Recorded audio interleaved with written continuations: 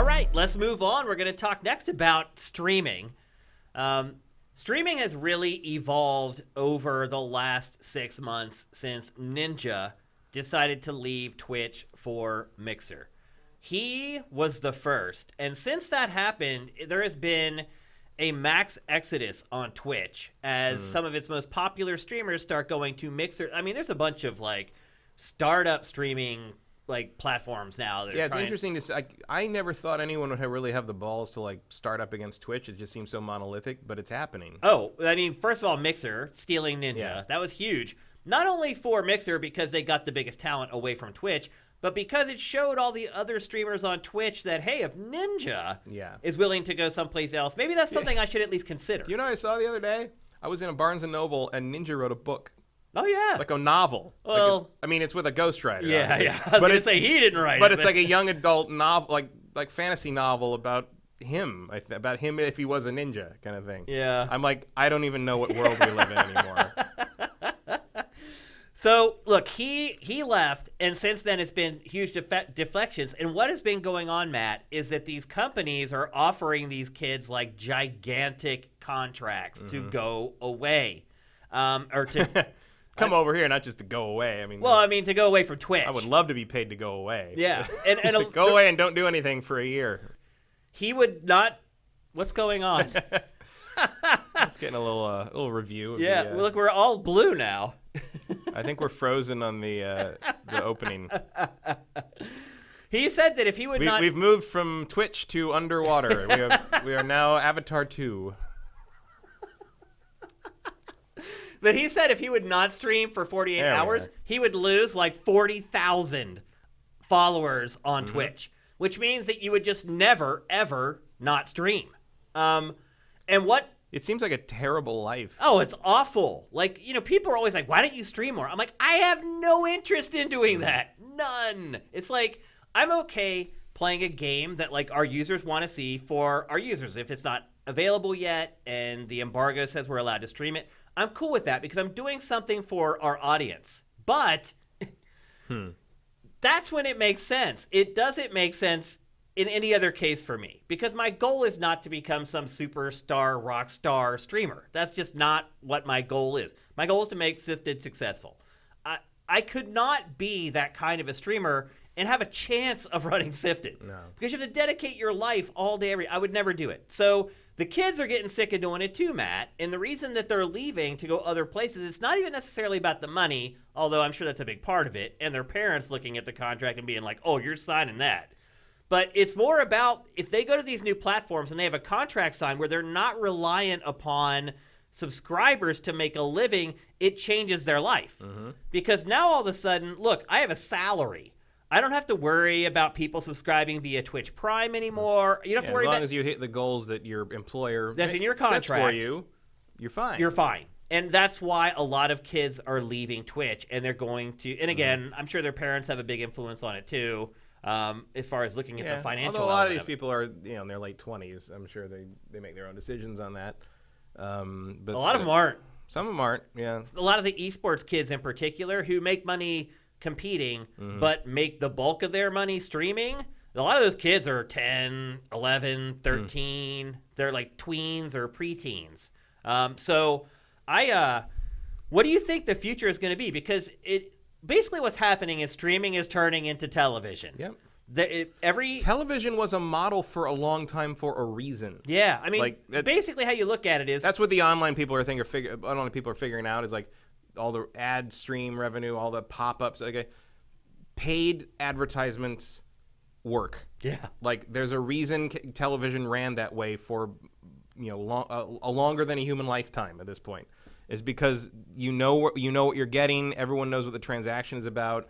You know where your money's coming from. The people giving you the money know what they're getting in exchange. There was too much of sort of the online like ad service or revenue stream idea, especially with how Twitch worked.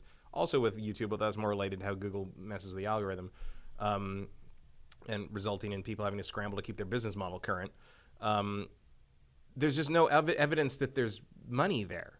It's the esports problem. It's like, how do we make money on this? Yeah. Like, there's all this stuff. There's all this interest. There's all these people watching. There's all this stuff. where's the revenue? Because what's going to happen is these streaming services are going to become networks. Yeah. Twitch is going to become the equivalent of an NBC. Mixer's going to become CBS. Pretty much. I mean, and honestly, those channels eventually are going to be on the same services as NBC and CBS. Especially if the deregulation continues. Right. It's all just going to be mashed up. You have to subscribe to Twitch. Right. Or it'll be a part of like a cable package or whatever. Like it's all just going to mesh together. You'll have to pay for, when you buy your internet subscription every month, you'll have to have a separate part of the bill for streaming. Yeah. Or it's just part of DirecTV or your cable program. Like that could be depending on how mergers go. Yeah. Yeah. I mean, obviously, because you can choose what you want to watch on Twitch, it's not a one-to-one comparison. And I don't think you could make a linear Twitch channel where the programmers are choosing which streamers that they show. I think that could work on a small scale, but not on a bigger scale. I think you could have a successful business doing that, but as far as broadcast, no way. The overhead for stuff like that, I just don't see it working. But that's where it's headed, and I think you're right. I think when people launch something new and something disruptive like a Twitch, there's a reluctance to ever do anything that may make that product seem like something old. And I think a lot of times the thirst for making sure that everything you're doing with a product is new and groundbreaking sometimes can be to your detriment. To your point of Twitch would do much better if it had an ad model like network TV. Now, the ad model on network TV and cable and stuff like that is starting to look a little tenuous. So maybe Twitch in some ways was right, but as of right now, you can make so much more money per minute of content with the traditional advertising model than you can with the internet advertising model. So, and again, when your talent, I mean, you would call them your stars or your actors, your streamers are unhappy and they're miserable working on your product every day. Maybe it's time to kind of reevaluate it. And it sounds like these new services were smart in that instead of worrying so much about the tech, and look, their tech's good, but Twitch does so much stuff that the other ones don't. Yeah.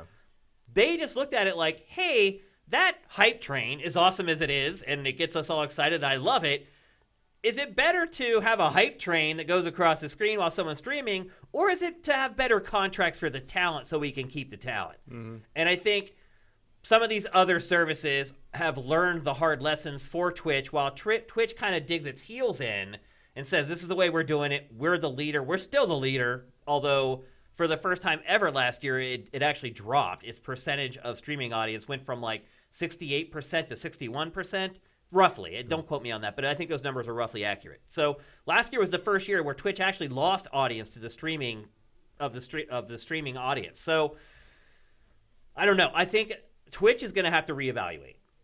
It's going to have to say, look, this is how things are changing. We're starting to lose talent. I mean, you would think that would have happened when Ninja left, its biggest star, but it didn't seem to, because it's continued to go down the path of we're more worried about making the product more full-featured than kind of looking at the status of our employees and the happiness or lack thereof of our employees. And maybe that's part of that is that most people who work for Twitch are contract employees. Yeah. I mean, they're not staffers. They don't have to think about this. Like, Twitch doesn't have to pay for health insurance, 401k for like 99% of its employees. Think about that. And some of those people, those employees, are working way more than 40 hours a week. Yep. I mean, Ninja streams, when he was on Twitch, he was streaming 12 hours a day. So in 5 days, you're already at 60 hours. And then he would say, I couldn't take a day off. So he'd actually work another like 20. He was working like 80-hour weeks, getting no health insurance from Twitch, getting no 401k, no 401k match, like any of that stuff. And the instant, no life insurance. And the instant that goes wrong, it's all over. Yeah. So I don't know. I feel like Twitch, obviously, we're on Twitch right now. It is the leader. We're here for a reason. It's where the most people are. But I am starting to see cracks in the armor a little bit. And it's good because ultimately it's going to push Twitch to get better. It's going to push all the services to get better. And I think the focus on some of these upstarts on... Because if Twitch really wanted to revamp things and make things better for their at least for their top streamers, they could. Like, there's no reason they couldn't. Give them better deals than what the competition's trying to give them. And they did say at first Twitch would not, and a lot of this information, by the way, is based on 2 articles. There's a big article that went up on Polygon this week about it, and there's a big article that went up on CNN about it. They're both curated to Sifted right now, but that's where I'm getting a lot of this information from. If you're wondering like where are these facts coming from, I got them from those articles that you can find. I admit I don't watch a lot of streaming stuff. I don't anymore. I went through a phase where I did. Like at night, I would like, okay, let's see what's going on Twitch. Sometimes I do. I mean, I watch fighting game tournaments, and I schadenfreude watch low viewership Star Citizen streams. I like to watch Star Citizen, like really like fervent cult-like Star Citizen streamers who have like 10 viewers. Yeah. Like I don't know why that gives me such a. It's like the worst thing. It's probably like the worst thing I do as a human being. As a human, yeah. I'm like, but like I just. Well, if that's the case, you're doing pretty good. I don't talk to them. I don't like troll a chat. I just sit there and watch, and I'm like, what would this be like? What would it be like to be this person? I mean, like, especially when they're like clearly in like their bedroom in their parents' house or something, and you're like, and they're on like 12 hours a day because you have to, because that's the conventional wisdom. You have to be, but they have like 30 subscribers maybe, and maybe 10 are in viewing at any given time, and I just sit there and I'm just like, what is your life?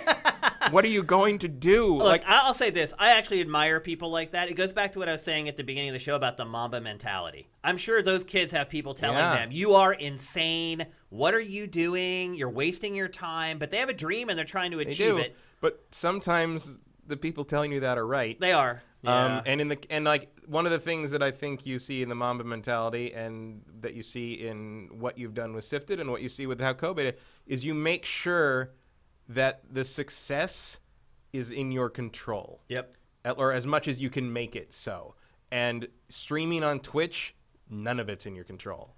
Twitch can fuck you whenever they want. And I'm not saying they would intentionally seek out someone with 10 viewers and just like screw them to have fun with them, although that would be an interesting Black Mirror episode. It would. I'm saying like they can just change a policy and it screws you completely over and that's the end of it. And like there's nothing you can do. I mean, all they would have to do is just change the requirements to become a partner or an affiliate. Somewhat, but like change your die. And like that happens on YouTube too. I know people that work for YouTube content creation studios. That their whole thing. I mean, they're channels, but they are a production company that makes YouTube videos. And YouTube changed their algorithm last year at one point, and they had some of these places had to completely change how their format works because they were doing a certain kind of thing, and that certain kind of thing no longer told the algorithm it was successful anymore, and they had to completely pivot, and people lost their jobs because they weren't equipped to make that this new, frankly, more vapid content that was necessary to kind of keep those views up. And that is not a sustainable business model to me. To your point, I have never done that with Sifted. No. Like, look, we get every time we post something on YouTube, we get at least 10 people trying to tell us how to run our YouTube channel. In a lot of cases, for right that moment, they're probably right. It probably is the best practice. And a lot of times, sometimes I listen, and I always listen. Sometimes I'll make the change, sometimes I won't. But for me, it's like you said, it's so fluid. And the way things change, one little one or a zero put somewhere else, all of a sudden, like what you were doing before no longer works. So you're building a castle on wet sand. Right. And so in a lot of cases, I just build the castle the way I want to, knowing that it's safe. And yeah, I'm not getting this short-term gain.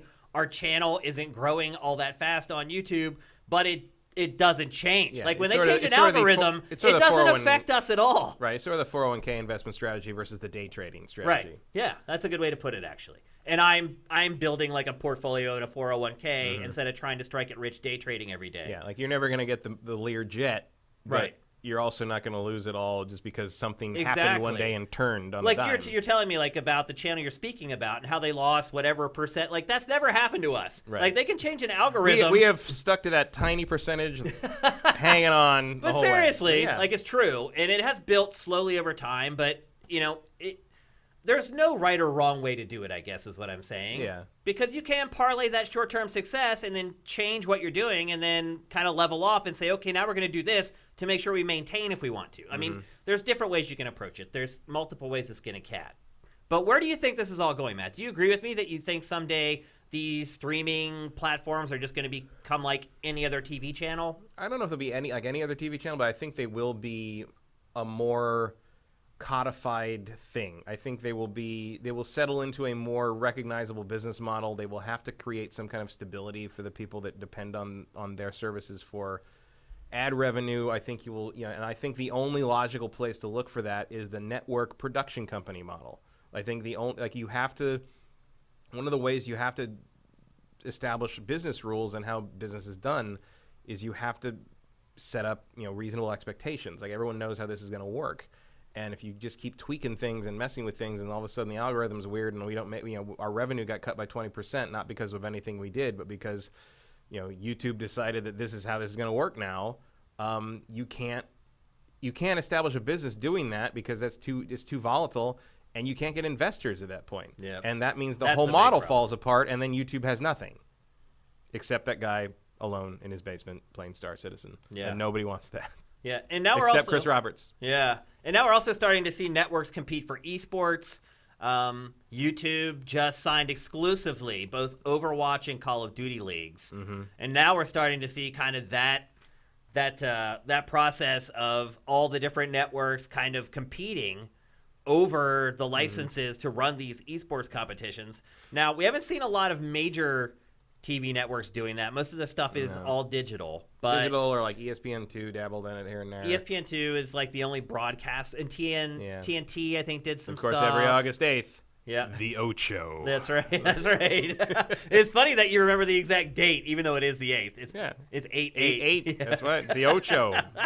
My favorite sports programming day of the year. It is pretty awesome. I actually watch pretty much ESPN all day that day. But yeah, I mean, you're starting to see competition now for esports stuff, even though, as you said earlier, there's no money in it yet. That's the other thing is that could happen, like in a worst case scenario, it just all goes away. Yeah.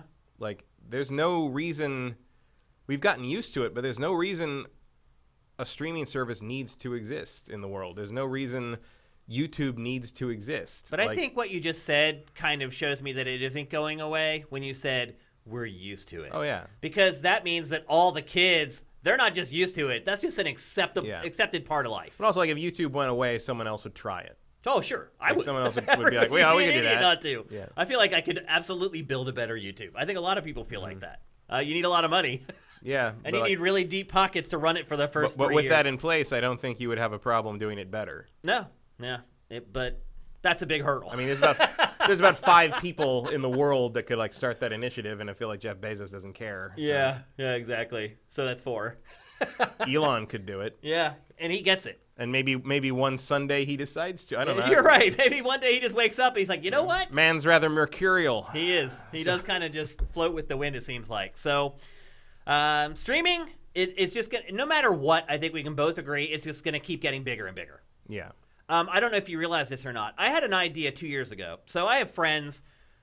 When I text about games, I text with people like you. I have other friends that I text with about sports. And 2 years ago, I sent a text to one of my buddies who's like my hockey buddy. We'll text about hockey all the time. And I sent him a text, and I was like, I'm like, have you ever checked out Twitch before? And he's like, I know what it is. He works in entertainment, too. He's represented by the huge talent agency here in LA. He's a comedy writer. And I was like, have you heard of Twitch? He's like, I know about it, and I kind of know what it is. And I was like, well, I just had an idea for a streaming site where people go to watch other people watch sports. So you would go, and it would be me, and the Steelers game's about to come on, and we watch the Steelers game together. And it's a crowd of people watching the Steelers together. And he was like, you are insane. He's like, nobody would ever do that. I'm like, people used to say that. No one would want to watch someone play a video game. I'm like, people would absolutely do it.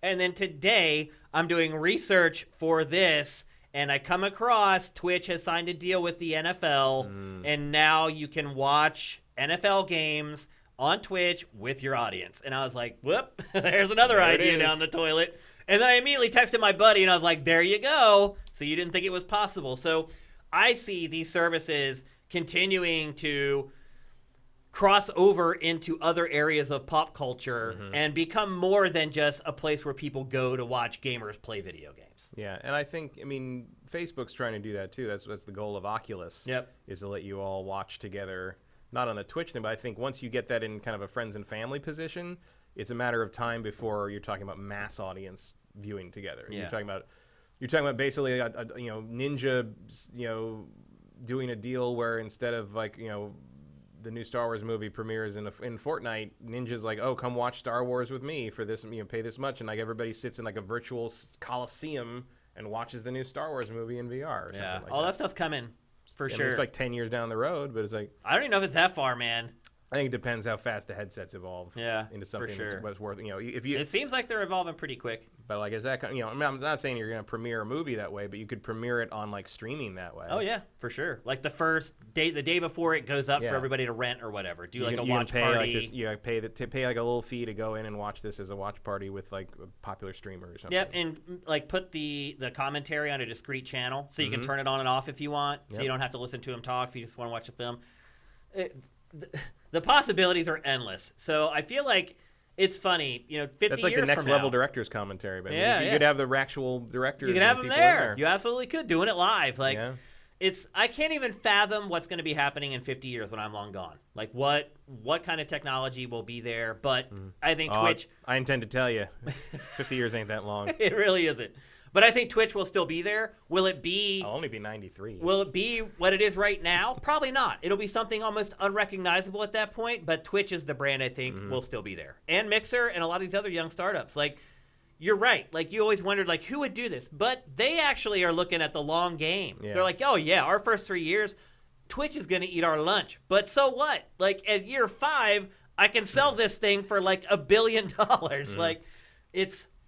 money making money in a lot of ways, but somebody has to do it. And you see some of these guys, some of these entrepreneurs, these guys and girls, like understand the idea. It's like if you pitch it to a room of executives or a room of people like us, we're like, meh, like wow, or you're like your buddy who doesn't understand that.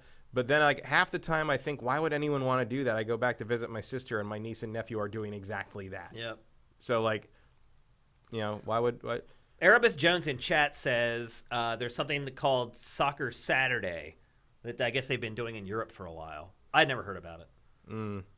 I mean, makes sense. Like soccer is usually ahead of the game. Also, they call it soccer there. Well, I think he's just placating our Yankee. Well, I don't know. leanings. Soccer Saturday has alliteration. Football Saturday doesn't. It's true. It's true. I did not know that it was being done anywhere for any sport. Is that on Twitch? Or is that like something that like BBC does or whatever? I don't know. Interesting. Anyway. I really wish I was a soccer fan. Like soccer stuff and soccer fandom seems like the coolest. It's fun. Yeah. What I like about soccer versus pretty much any other sport is how the fans don't fight each other. Except they fight the fans of other teams. Right. But, like, the fans of a team are banded together, like, airtight. Like, you go to a football game, you'll see, like, a New York Giants fan fight another New York Giants fan. Like, you don't really see that in soccer. Like, I love how they, like, march down the street to the stadium before the games. Like, all of that. I love it. I like the local aspect of it. I like that there's every little area has their own team they support, and I like the whole unity aspect of it, how they're all united. And that's why a lot of the teams are like, whatever, united. Yeah, Soccer Saturday's on Sky. It's on Sky. It's easier than football Saturday to say. And the fans can be pure scum at times. Yeah. I mean, we've seen the videos. Yeah. The hooligans are loose. Again. Yep. So anyway. What if they become ruffians? Yeah. We check in with Twitch and streaming once a year, it seems like. Yeah. And it's a slow time of year, and there was all this news around it, so I figured we'd talk about it again. And I think compared to the last time we had a conversation about it, a lot has changed. That was a very different conversation than the last time we talked about Twitch. Yeah, so just having any kind of viable other option is a new wrinkle. It is. And especially when you have big guys like Ninja going over to that other viable option. It'll be interesting, too, once the new consoles come out. Xbox Series X is going to be jacked straight into Mixer. It'll be interesting to see if that helps in any way, shape, or form with them stealing a little bit of market share away from Twitch.